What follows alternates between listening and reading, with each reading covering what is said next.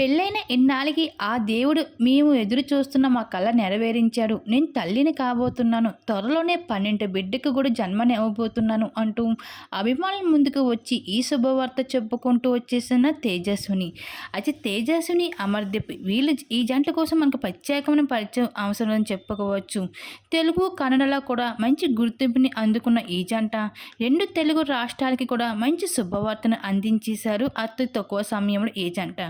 అయితే అందరికీ తెలిసిన విషయమే, తేజస్విని ఇప్పటికే ఎన్నో బ్లాక్ బస్టర్ సీరియల్స్లో నటిస్తూ వచ్చింది. ఇంకా అమర్కి తిరుగులేని లక్కీ ఛాంబర్ వైపుగా అయితే మారిపోయింది తేజస్విని.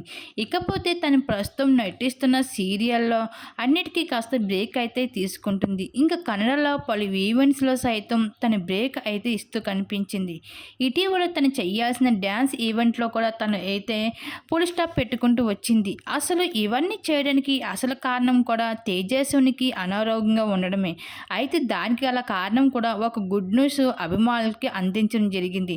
ఇప్పటికీ తన ప్రెగ్నెన్సీ కోసం ఎన్నో ప్లానింగ్స్లో ఉండగా ఆ ప్లానింగ్లో అయితే ముందడుగు వేస్తూ ఇప్పుడు తేజస్విని ఇంకా తల్లి కాబోతుంది.